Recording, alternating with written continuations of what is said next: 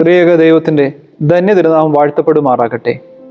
കർത്താവിൽ ഏറ്റവും പ്രിയപ്പെട്ട വിശ്വാസി സമൂഹമേ, നാഥനും രക്ഷിതാവുമായ ക്രിസ്തയേശുവിൻ്റെ നാമത്തിൽ സ്നേഹ വന്ദനം.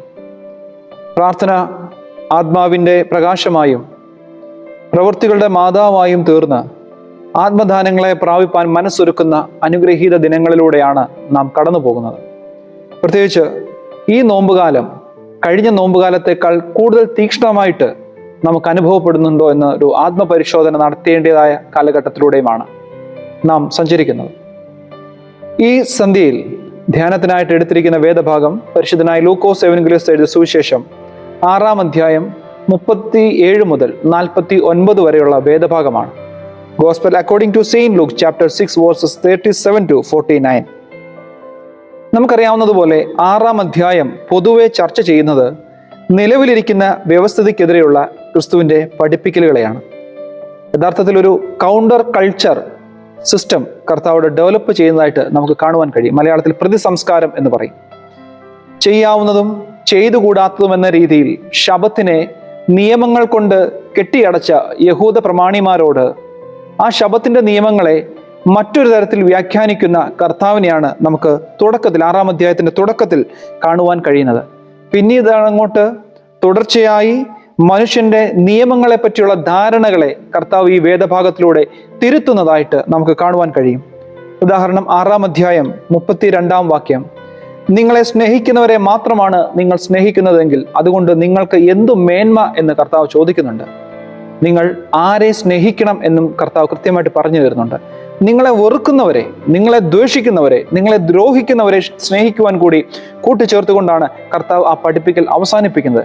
ശരിക്കും സ്നേഹത്തെ പറ്റിയുള്ള വിപ്ലവാത്മകരമായ, വളരെ ആത്മാവിനെ തൊട്ടുണർത്തുന്ന ഒരു പഠിപ്പിക്കലാണ് ഇത്. നിങ്ങളെ വെറുക്കുന്നവരെ, നിങ്ങളെ ദ്രോഹിക്കുന്നവരെ, നിങ്ങളെ ദ്വേഷിക്കുന്നവരെ കൂടി നിങ്ങൾ സ്നേഹിച്ചു തുടങ്ങൂ എന്ന് പറയുന്നത്.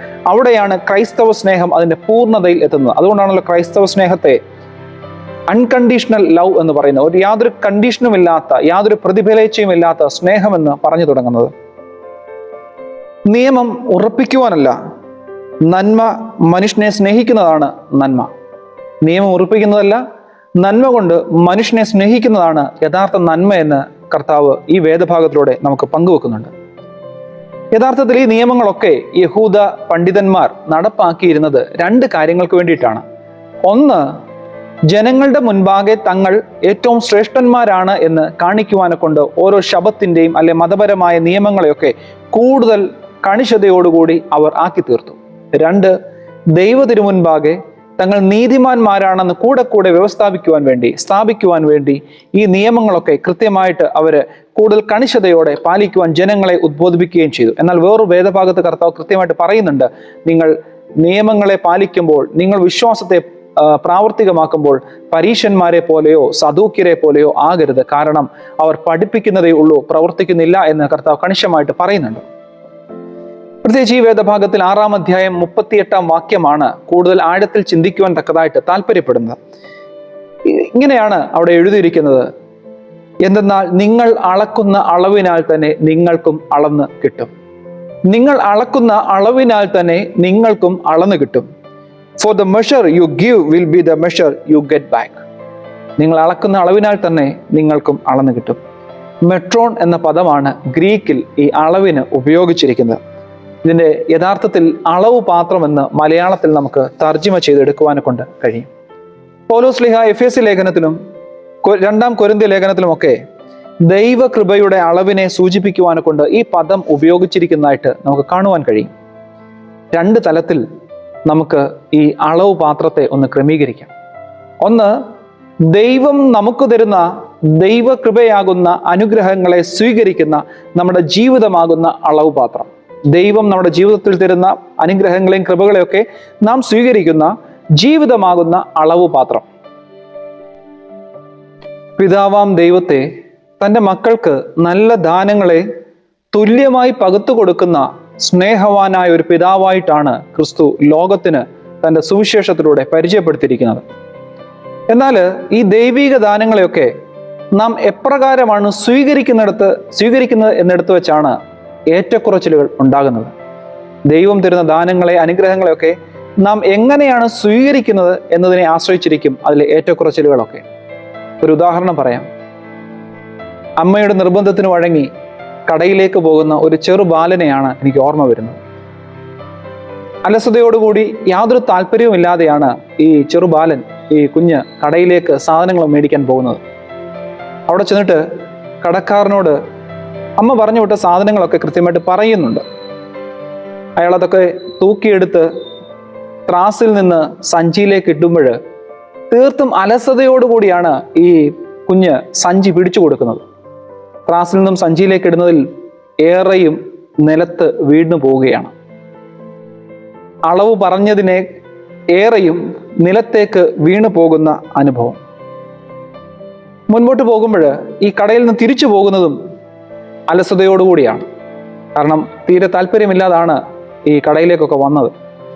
തിരിച്ചു പോകുന്ന വഴിക്കും ഈ അലസതയോടുകൂടി പോകുമ്പോൾ ഏറെയും വഴിയിൽ ഇങ്ങനെ വീണ് നഷ്ടപ്പെടുന്നുണ്ട്. ചുരുക്കി പറഞ്ഞാൽ അമ്മ പറഞ്ഞതിൻ്റെ പകുതി പോലും വീട്ടിലെത്തുന്നില്ല. പലപ്പോഴും ദൈവസന്നിധിയിൽ നിന്ന് നാം അനുഗ്രഹങ്ങളെയും ദൈവിക ദാനങ്ങളെയും നമ്മുടെ ജീവിതമാകുന്ന അളവ് പാത്രം കൊണ്ട് സ്വീകരിക്കുമ്പോൾ ഇതേ മനോഭാവത്തിലാണ് നാം നിൽക്കുന്നത്. ഉദാസീനതയോടും അലസതയോടും കൂടി ദൈവദാനങ്ങളെ പ്രാപിക്കുവാൻ കൊണ്ട് പലപ്പോഴും നാം വ്യഗ്രതപ്പെടാറുണ്ട്, നാം താല്പര്യം കാട്ടാറുണ്ട്. ഈ നോമ്പ് നമ്മുടെ മുൻപാകെ വെക്കുന്ന ഒന്നാമത്തെ പാഠം ദൈവിക ദാനങ്ങളെ പ്രാപിക്കുവാൻ ഉണർവും ജാഗ്രതയുമുള്ളവരായിരിക്കുക എന്നതാണ്. ജീവിതമാകുന്ന അളവ് പാത്രത്തിൽ ദൈവിക ദാനങ്ങളെ, നന്മകളെ പ്രാപിക്കുമ്പോൾ ഉണർവോടും ജാഗ്രതയോടും ബോധ്യത്തോടും കൂടി അതിനെ സ്വീകരിപ്പാൻ തക്കതായിട്ട് ഇടയാകണം. മടിയനായ ദാസന്റെ ഉപമ കർത്താവ് പറയുന്നുണ്ട്. 3 പേർക്കും ഈ താലന്തുകളെ കൊടുക്കുന്നുണ്ട്. 2 പേര് ഈ താലന്തുകൾ സ്വീകരിക്കുമ്പോൾ അതിനെപ്പറ്റി വ്യക്തമായ ഒരു പദ്ധതി അവരുടെ മുൻപിലുണ്ടായിരുന്നു, അവരുടെ മനസ്സിലുണ്ടായിരുന്നു. 3ാമൻ തീർത്തും അലസതയോടുകൂടിയാണ് ഇതിനെ സ്വീകരിക്കുന്നത്, ഒരു താല്പര്യവുമില്ലാതെ. അതുകൊണ്ടാണ് അവൻ അതിനെപ്പറ്റി യാതൊന്നും ചിന്തിക്കാതെ, യാതൊരു പദ്ധതിയുമില്ലാതെ, യാതൊരു ചിന്തയുമില്ലാതെ അതിനെ കൊണ്ട് നിലത്ത് കുഴിച്ചിടുന്നത്.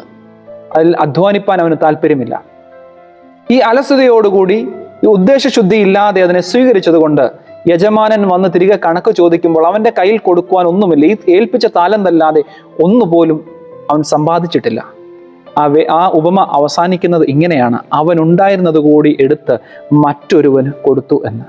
പ്രിയമുള്ളവരെ, ദൈവിക ദാനങ്ങളെ പ്രാപിക്കുവാനെ കൊണ്ട് വാഞ്ചിക്കുമ്പോൾ അലസതയോടും ഉദാസീനതയോടും നിഷേധ മനോഭാവത്തോടും കൂടിയാണ് ദൈവസന്നിധിയിൽ നിൽക്കുന്നത് എങ്കിൽ, പ്രാർത്ഥനാ അവസരങ്ങളിൽ നിൽക്കുന്നത് എങ്കിൽ, തീർച്ചയായിട്ടും ദൈവം നമുക്കായിട്ട് കരുതി വച്ചിരിക്കുന്ന അനുഗ്രഹങ്ങൾക്ക്, നന്മകൾക്ക് മറ്റൊരു അവകാശി ഉണ്ടാകും. ഒന്നാമതായിട്ട് ദൈവസന്നിധിയിൽ നിന്ന് അനുഗ്രഹങ്ങളെ പ്രാപിക്കുന്ന, സ്വീകരിക്കുന്ന അളവ് പാത്രമാണെങ്കിൽ, രണ്ടാമതായിട്ട് നമ്മൾ അളന്നു കൊടുക്കുന്ന, മറ്റൊരാൾക്ക് നൽകുന്ന അളവ് പാത്രമാണ് നമ്മുടെ ജീവിതം. ഏറ്റവും വലിയ ഉദാഹരണം കായേനാണ്. ഉൽപ്പത്തിയുടെ ആദ്യ പുസ്തകങ്ങളിൽ തന്നെ കാണുന്ന മനുഷ്യൻ. മനുഷ്യന്റെ ചരിത്രത്തിലെ ആദ്യത്തെ കൊലപാതകി എന്ന് കായേനെ വിശേഷിപ്പിക്കുവാനെ കൊണ്ട് കഴിയും. ഹാബേൽ എന്ന തൻ്റെ കുഞ്ഞനുജനെ വയലിലേക്ക് വിളിച്ചിട്ട് യാതൊരു ഭയവും യാതൊരു ആശങ്കയും ഇല്ലാതെ അവനെ കൊന്നുകളയുന്ന മനുഷ്യനാണ് കായേൻ. എന്നാൽ ഉൽപ്പത്തി പുസ്തകം 4-ാം അധ്യായം 14-ാം വാക്യം നമ്മളോട് പറയുന്നത്, പിന്നീട് കായേൻ ഏറ്റവും അധികം ഭയപ്പെട്ടത് കൊലപാതകത്തെയാണ്. ആദ്യ കൊലപാതകം ചെയ്യാൻ യാതൊരു മടിയുമില്ലാതിരുന്ന കായേൻ പിന്നീട് ഭയപ്പെടുന്നത് അത്രയും കൊലപാതകത്തെയാണ്. അതുകൊണ്ടാണ് അയാൾ ദൈവസന്നിധിയിൽ പറയുന്നത്, എന്നെ കാണുന്നവരൊക്കെ എന്നെ കൊന്നു കളഞ്ഞേക്കാം എന്ന്. സ്വന്തം പ്രവൃത്തികൾ സ്വന്തം ജീവിതത്തിന് നേരെ വാളായി വരുന്ന അനുഭവം. ഒരു ഉദാഹരണം കൂടി പറയാം, കാലിക പ്രസക്തിയുള്ള ഉദാഹരണമാണ്. പരിസ്ഥിതിയോട് ഒരു കാലത്ത് മനുഷ്യൻ ചെയ്ത ചൂഷണമൊക്കെയാണല്ലോ ഇന്ന് ശുദ്ധമായ വായുവില്ലാതെ, ശുദ്ധമായ വെള്ളമില്ലാതെ, നല്ല കാലാവസ്ഥയില്ലാതെ ഒരുപക്ഷെ മനുഷ്യന്റെ നിലനിൽപ്പിന് ആപൽക്കരമാകുന്ന രീതിയിൽ പരിസ്ഥിതി ഒന്നാകെ മാറ്റപ്പെട്ടു പോയത്.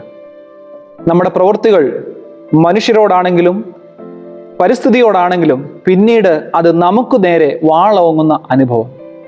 അതുകൊണ്ടാണ് പരിസ്ഥിതിയോട്, സഹസൃഷ്ടിയോട് നിരപ്പാകുക എന്ന ഒരർത്ഥതലം ഈ നോമ്പിൽ സഭ നമ്മുടെ മുൻപാകെ വെക്കുന്നുണ്ട്. സഹമനുഷ്യരോട് മാത്രമല്ല, സഹജീവികളോട് മാത്രമല്ല, പരിസ്ഥിതിയോട് ഒന്നാകെ നിരപ്പാകുക എന്ന ബോധ്യമാണ് നമ്മുടെ മുൻപാകെ ഈ നോമ്പ് വെക്കുന്നത്. അതുകൊണ്ട് തന്നെ ഈ നോമ്പ് നമ്മുടെ മുൻപാകെ വെക്കുന്ന രണ്ടാമത്തെ പാഠം, നമ്മുടെ പ്രവൃത്തികൾ നമ്മുടെ വിധികർത്താക്കളായി മാറുന്ന അനുഭവം ഉണ്ടാകരുത്. ഈ നോമ്പ് നമ്മുടെ മുൻപാകെ വെക്കുന്ന രണ്ടാമത്തെ പാഠം, നമ്മുടെ പ്രവൃത്തികൾ നമ്മുടെ മുൻപാകെ നമ്മുടെ വിധികർത്താക്കളായി മാറരുത്. ഒരു വേദപുസ്തക കഥാപാത്രത്തെ പരിചയപ്പെടുത്തിക്കൊണ്ട് ഈ ധ്യാനം അവസാനിപ്പിക്കുകയാണ്.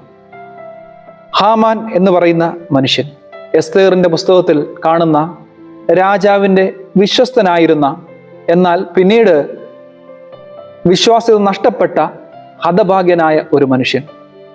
അയാൾ 50 മുഴം ഉയരമുള്ള ഒരു കഴുമരം ഉണ്ടാക്കുന്നുണ്ട്.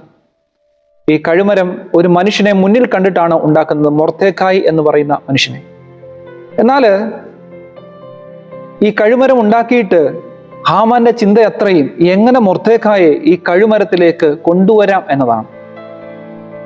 എന്നാൽ വിധി ഹാമാന് മറ്റൊന്നാണ് സമ്മാനിക്കുന്നത്. മൊർദെഖായിക്ക് ഉണ്ടാക്കിയ കഴുമരത്തിൽ ഹാമാൻ തൻ്റെ ജീവിതത്തെ അവസാനിപ്പിക്കേണ്ടതായ അനുഭവം ഈ വേദഭാഗം നമ്മുടെ മുൻപാകെ വെക്കുന്നുണ്ട്, എസ്തേറിന്റെ പുസ്തകം. പ്രിയമുള്ളവരെ, ഈ നോമ്പ്, ഈ ജീവിതമാകുന്ന യാത്രയിൽ ഈ നോമ്പ്, ഒന്നാമതായിട്ട് ഈ നോമ്പിന്റെ പാഠം നമ്മുടെ ജീവിതമാകുന്ന അളവ് പാത്രത്തെയും നമ്മുടെ പ്രവൃത്തികളാകുന്ന അളവ് പാത്രത്തെയും ഒക്കെ ഒരിക്കൽ കൂടി ഒന്ന് പരിശോധിക്കുവാനുള്ള അനുഭവമായിട്ട് ഈ നോമ്പ് ആയിത്തീരട്ടെ. ഒരിക്കൽ കൂടി ഈ നോമ്പിന് നമ്മുടെ മുൻപാകെ വെക്കുന്ന 2 പാഠങ്ങൾ ഒരിക്കൽ കൂടി ഓർമ്മിപ്പിക്കുകയാണ്. ഒന്ന്, ജീവിതമാകുന്ന യാത്രയിൽ, ജീവിതമാകുന്ന അളവ് പാത്രത്തിൽ ദൈവം ദാനങ്ങളെ തരുമ്പോൾ, അനുഗ്രഹങ്ങളെ തരുമ്പോൾ എന്ത് മനോസ്ഥിതിയോടുകൂടി അതിനെ സ്വീകരിക്കുകയും ഉപയോഗിക്കുകയും ചെയ്യുന്നു എന്ന് ചിന്തിക്കേണ്ടിയിരിക്കുന്നു. 2, നമ്മുടെ പ്രവൃത്തികൾ, നമ്മുടെ ചെയ്തികൾ നമുക്ക് മുൻപാകെ നമ്മുടെ വിധികർത്താക്കളായി തീരാതിരിപ്പാൻ നാം ശ്രദ്ധിക്കേണ്ടിയിരിക്കുന്നു. ദൈവം തമ്പുരാൻ നമ്മെ ഏവരെയും അനുഗ്രഹിക്കട്ടെ.